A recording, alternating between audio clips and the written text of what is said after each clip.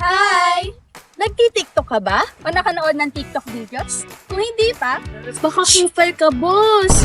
Hoy! Kupal! Alam nyo ba na ang TikTok ay isang produkto ng kulturang popular? Karamihan sa atin ay gumagamit nito. Kaya't mapapaisip ka na nga lang kung bakit nga ba maraming gumagamit ng TikTok. Kung ano nga ba ang naidudulot nito sa atin. Ano nga ba? Ang TikTok ay isang social media platform kung saan maaari kang gumawa ng iba't ibang mga content.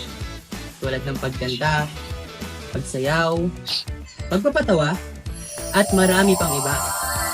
Noon pa man, marami na talagang gumagamit ng TikTok.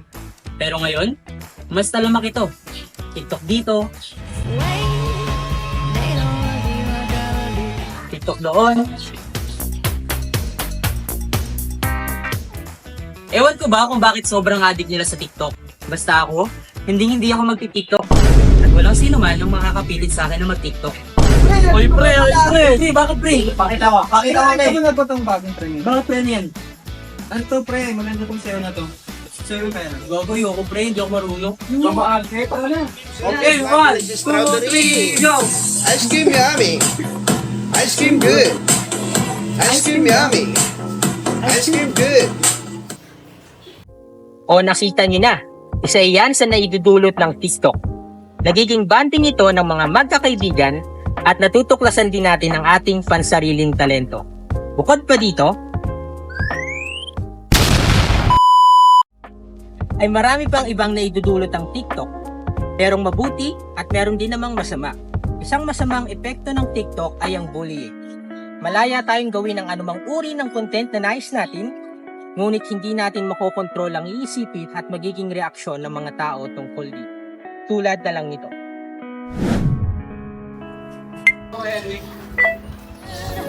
She's smiling like she used to smile way back then. She's feeling like she used to feel way back when they tried.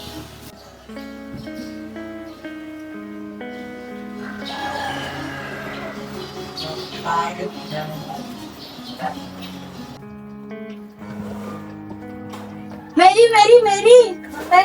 Ikaw mo nakinintay ang TikTok. Ano ba yan? Pangit naman ng sayaw. Kaya nga parang bulating lasin yun eh. Kaya nga, ba't pinapakita mo pa sa akin? Wala lang, kasi ang pangit talaga na offense pero dapat hindi na siya nagti-TikTok. Dapat binaban yung mga ganyan eh. Sa halip na asarin o pagtawanan natin sila, dapat ay suportahan na lang natin sila. Lalo na kung ito ay nagpapasaya sa kanila.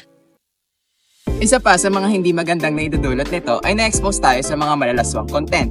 Isa sa halimbawa ay ang nag-trending na video na ito.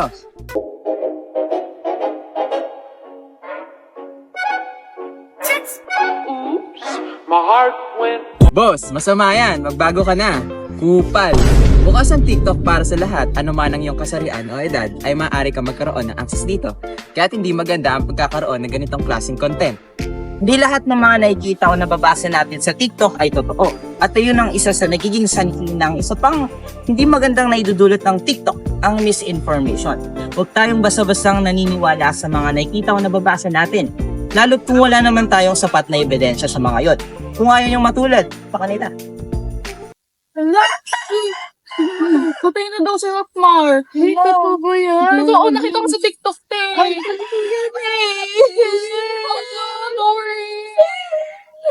hindi talaga dati tayo nantay yung mga matay. Ano sa inyo? Patay na daw si Rockmar. Paano patay? Itong kakapusa lang nasa IG, oh. Nasa page sila ng family nila. Huwag nga kayo maging arte, mga tanga ka dito. Matuto tayong suriin ang mga pinagbulan ng mga impormasyon bago natin ito paniwalaan. Hello! Isa sa mga negatibong epekto ng TikTok ay ang pagkasayang ng oras at productivity. Marami sa mga gumagamit nito ay nauubos ang oras nila sa kakagugol pa lang sa pag-scroll sa TikTok.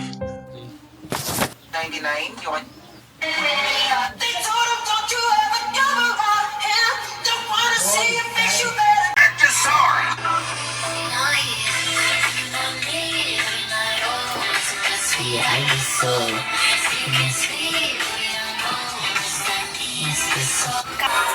posibleng dahilan bakit madalas kang magagusto sa taong hindi ka naman gusto. Utang na, oh. Nakasanayan mo lang. Maaring dahil yun ang kinalakihan mo. At yun ang pamilyar na dynamic sa'yo. Ang mag-crave at masatisfy na habulin ng mga taong Sa dami ng nakakaenganyong content sa TikTok, hindi natin mapapansin ang pagtakbo ng oras. Kaya kung hindi tayo mag-iingat, masasakripisyo ang ating oras na para sa mas importanteng bagay tulad ng pag-aaral at pagtatrabaho. Kaya't maging mapanuri at disiplinado tayo sa paggamit ng TikTok. Magandang libangan ito. Ngunit kailangan natin bantayan ang ating sariling oras upang hindi ito masayang. Ang isa pa sa hindi magandang epekto ng TikTok ay ang pagpapalaganap ng negatibong kompetisyon. Dahil sa mga content na nagiging viral, maraming kabataan ang nape-pressure na sumabay o mas maging magaling sa iba. Tulad na lang nito.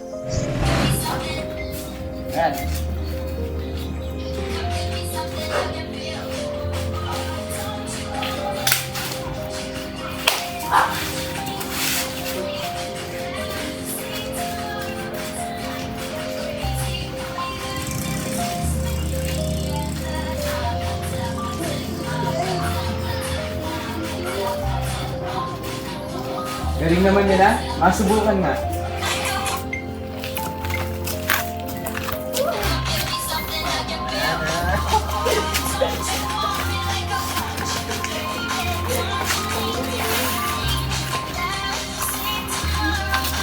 Grabe, di ko talaga kaya.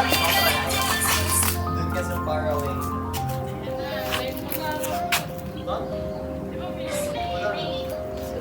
Ang pangit, gagi. Hindi naman masama mag-effort, pero kung nagiging sanay ito ng anxiety o pressure para lang makakuha ng likes, hindi na to health. Isa pang negatibong epekto ng TikTok ay ang pagbaba ng self-esteem ng ilang tao. Dahil sa mga unrealistic beauty standards at perfect lifestyle na pinapakita ng iba, marami ang nagkakaroon ng insecurity o tinatawag nating self-doubt. Katulad na lang nito. Ang ganda niya. Tapos ako. Sa halip na ma-inspire, ay may mga taong naaapektuhan sa mga ganitong video at hindi nila nadadama na sapat sila. Kaya, lagi nating tatandaan na ang social media ay hindi palagi nagpapakita ng totoong buhay. Hey, at sa huli, mahalagang alam natin na may mabuti at masamang naidudulot sa atin ang TikTok. Nasa atin ang responsibilidad na gamitin ito ng tama. Ang TikTok ay magandang libangan at paraan para maipakita natin ang talento, makapag-banding, at para matuto. Pero syempre, kailangan pa rin nating maging mapanuri at alamin ang ating limitasyon sa paggamit ito. Huwag tayo basta-basta nagpapadala sa mga bagay na nakita natin. Alamin natin kung ano ang totoo. Maging maingat sa gagawin natin at huwag hahayaang masayang ang oras sa mga bagay na hindi nakakatulong. At palagi nating tatandaan, TikTok man o anumang social media platform, dapat natin itong gamitin ng may tamang desisyon at disiplina. Sa ganitong paraan, makikinabang at mas magiging maganda ang epekto nito sa ating buhay. Maraming salamat sa panonood. Bye-bye!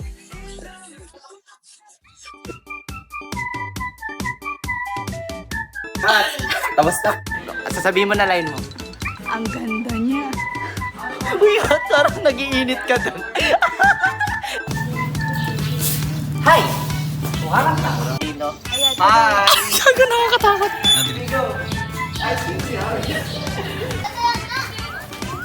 Hey! Ano? Ang TikTok ay isang social media platform kung saan maaari kang gumawa ng iba't ibang mga content gaya ng pagsayaw, pagkanta. Magkaiba yung energy nila. Boss, magbago ka na. Hi, nagtitiktok ka ba? Yung anong quality pa? Gago, maganda to play. Okay na yan. Hindi ka nagsalita. Hindi. Matuto nating... Ah?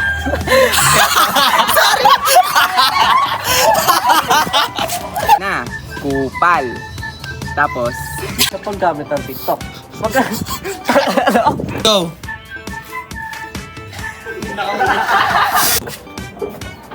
ang isa pang hindi magandang epekto ng putang ina.